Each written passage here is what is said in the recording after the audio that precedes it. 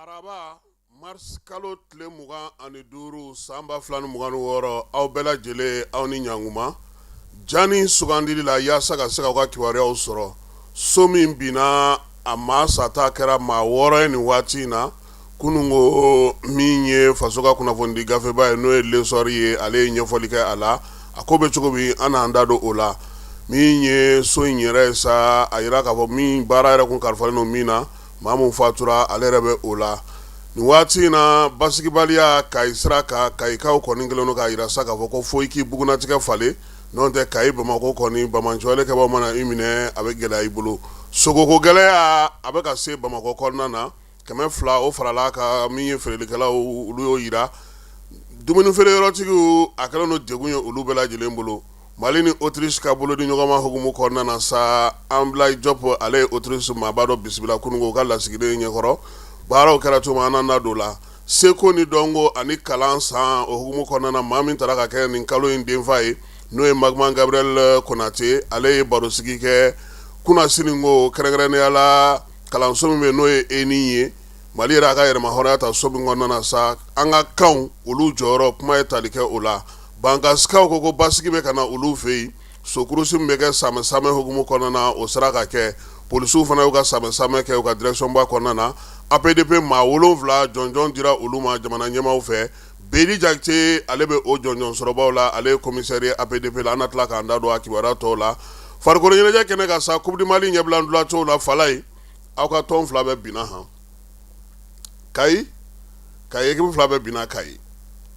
bɔlɔntan fana kɛra aw fɛ yen a tɛ se ka fɛn ka aw namarala da a kɛra Kayi ye aw cira ye aw bɔra la ye anw sekukaw kɔni bɛ ka taa ɲɛ Tumba ko ale ye degun sɔrɔ kunungo Falaye i b'a dɔn k'a fɔ ko sunkalo mangɔnɔ kɔnɔna na o tun ye Tumba dɛrɛndɛrɛ ka bɔ n'a ye ka taa bila kan wɛrɛ kɔnɔna na a ka lakɔlɔsili bɛ se ka kɛ tuguni kunu procureur y'a yira sa k'a fɔ ko bana cunnen dɔ binn'a kan u y'a ta ka taa n'a u bɛ ka taa furakɛ Detroit Dormuzu ko ɲɔ bɛ ɲɔbugu ta k'an bɛ a la Iran ko k'a dayɛlɛlen don maa ye maa minnu ti kɛlɛ kɛ u ti balawu kɛ u ti sitanɛ kɛ olu bɛ se ka tɛmɛ ka t'u ka tajiw ta foyi tɛ u sɔrɔ nka ni maa min kɔni b'a fɛ ka kɛlɛ kɛ k'u tɛna jɛn n'a ye olu kɔni ka tɛmɛ nka tɛmɛkan in maa caman y'a yira sa k'a fɔ ko dollar wari miliyɔn 2 o saraliko kuma b'a ko hukumu kɔnɔna na nka Irankaw yɛrɛ y'o ko nkalontigiya nin waati in na an na tila k'an da don o ni kɔkan kibaruyaw bɛɛ lajɛlen na a bɛ se k'a faamu cogo min na nin ye an donkan ye bi sɔgɔma in na.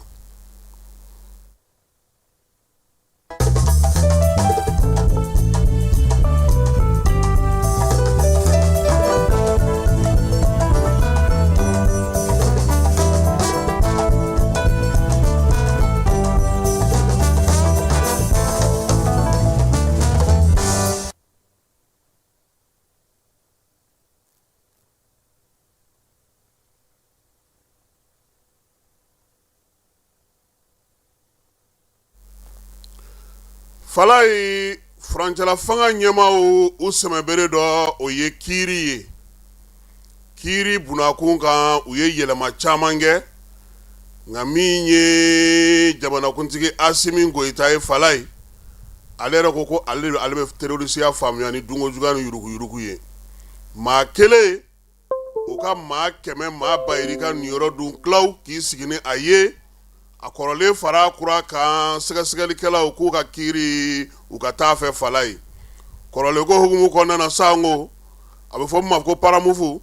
ni ale ye kɛlɛkɛminɛn feere yɔrɔ ye ni ale ye blindéw feere an ka jamana ma san 2015 san o kiiri kun daminɛna sango kiiri in kɛnɛ kan sa a yira k'a fɔ sefa wari miliyari 30 o de dilakira jamana na san 2015 kɔnɔ min ye maa mafalen 17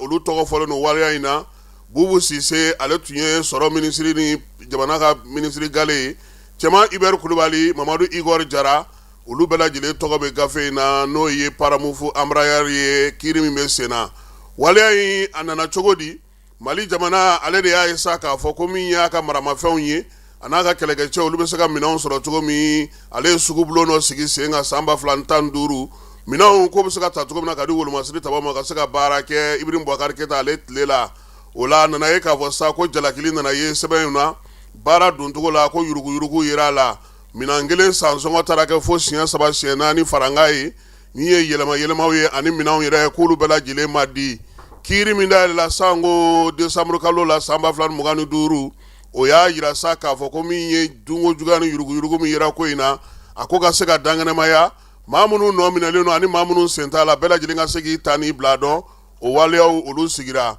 Bubu Sise premier ministre kɔrɔ ale tɔgɔ bɛ bɔgɔ jeninen kan Mamadu Igor Jara sɔrɔ ministre kɔrɔ Cɛma Hubert Kulibali min ye Wolomasiri Tabaga ka ministre kɔrɔ ye Babali Ba BMS o directeur kɔrɔ min ye général Bemba Keita ye ale tun ye Wolomasiri Tabaga ka dagatigi a waati général Musafa Darabo ale tun ye Sɔrɔdasiw ka minanko ɲɛmaa ye colonel major Nuhu Dabitao ka taa se colonel Wahabu Ture ma ale ni an ka sɔrɔ ministre kɔrɔ n'an ka Wolomasiri Tabaga ka ministre kɔrɔw olu caman tɔgɔ bɛ nin ko in na sɛbɛn in a kun taara kun fɔlɔ fɛ ka ɲɛfɔli kɛ ka kiiri baaraw kɛ min ye kiiri yɛrɛ sera a tigɛyɔrɔ ma waati min ye kiiriso maaw ye u y'a yira ko ka baara ɲɔngiri ko sabula kunnafoni minnu dira olu ma a bɛɛ lajɛlen ma dafa bugunatigɛw ale ni kibaruya minnu n'u y'olu sɔrɔ u tɛ se ka danganiyaw kan k'a fɔ k'u bɛ kiiri tigɛ ka maa ɲangi walima ka maa labila o la sa jɔli kun kɛra février kalo tile 6 k'a yira ko ka ko in ɲɔngiri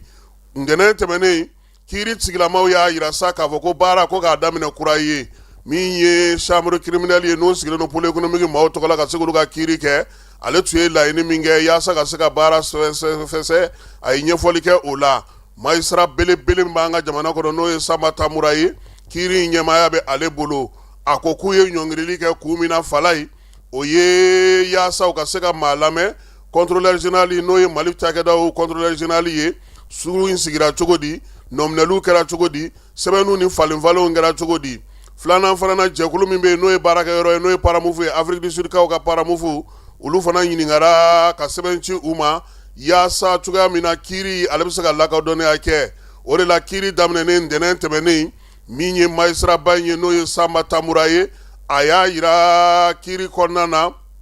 ale ye wulikajɔ minnu kɛ baara ɲɔngirilen k'olu filɛ nin ye sɔrɔ ko dunko juguya ni yuruguyurugu ko ta na sira fɛ ka sigana ta ka ɲɛsin paramutu yɛrɛ ma ale ye sɛbɛnci olu ma k'u k'a jaabi kiiri ɲɛma ko ale ma jaabi koyi ko sabula ale ye sɛbɛn bila ka taa Afrique du Sud kaw fɛ yen jaabi foyi ma sɔrɔ o la a ko min ye contrôleur général ye n'o ye service public ta ye Samba Tamura ko o kɔni a y'o lamɛn a n'o ka kumaw ye tali kɛ min na o bugunatigɛ n'o sɛbɛn minnu kɛra n'a bɛ f'o ma ko procès verbal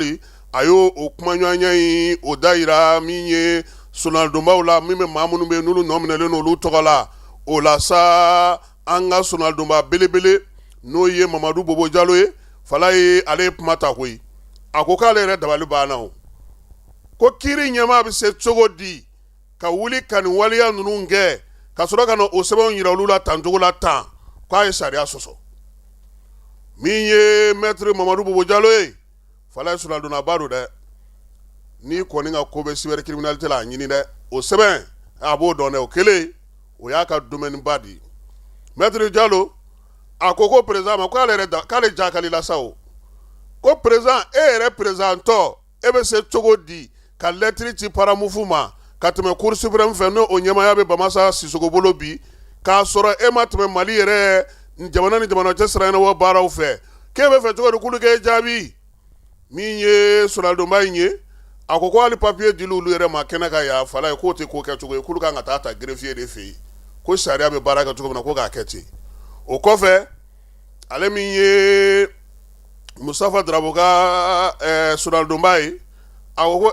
ko min ye paramufu ye k'o b'an jaabi cogo di k'an ma taa n'a ye sariya sira fɛ k'u tɛ se k'an jaabi ko n'an kun y'a kɛ sariya sira ye o sariya sira ɲuman ye min ye Falaye k'a di an ka jamana ministre bɛ jamana ni jamana cɛ sira ɲɛnabɔ ko kunna ko kun ka don valise diplomatique kɔnɔ k'an kun na jaabi sɔrɔ a la min ye maître Jalo ye ale ni ntɛnɛn kɔfɛ sonaldonbaw n'o o ye maa nɔminɛlenw ye olu ka sonaldonbaw u wulila k'u jɔ Kalayi Falaye kiiri k'a jalaki k'a yira k'a fɔ ko a ye waleya min kɛ nin ye nin ti bɛn o la sa kiiri ɲɛmaaw olu ye a faamuya ko ye Falaye sɛbɛn minnu filɛ nin n'u y'o ta k'o di u ma u y'a yira sa ko olu t'a minɛ han k'a kɛ cogo la o la kiiri ɲɔngirila heure 2 u segilen ka n'o kɔfɛ magistrat ba in n'o ye Samba Tamura ye Falaye a ko kiiri bɛ dayɛlɛ bi sɔgɔmada in na ko nka yan'o cɛ a b'a ɲini avocat fɛ ji bɛ n'a tɛmɛ sira fɛ sariya ye min fɔ n'o ye greffier ye u fana ka taa sɛbɛn ta o fɛ yen. O la kiiri ale na daminɛ bi nka sɛnɛŋɔlandonbaw fala ye minnu bɛ yen n'o bɛ Bɛnba Keyita tɔgɔ la ani Sulemani Banba ni Musafa Darabo ka taa se colonel Abdulwahab Ture ma olu y'a laɲini ko k'u ka maaw ko ka liberté provisoire d'u ma ten sa ko sabula ko hakɛ min yɛrɛ fɔra n'o minɛli kan ka kɛ o hukumu kɔnɔna na n'o ye nominali kuru ko baara hukumu kɔnɔna ye k'o waati tɛmɛna ka ban o laɲini min kɛra Sanba ko ayi dɛ k'ale ti jɛ n'o ye k'u tɛ se ka labila a kɔni bɛ min f'u ye sɔnɔgɔya ko la fala ye don o don ni kiiri bɛ yen nɛgɛ kanɲɛ 6 o k'u sɔrɔ min ye école de gendarmerie la ni nɛgɛ kanɲɛ 6 y'u sɔrɔ yen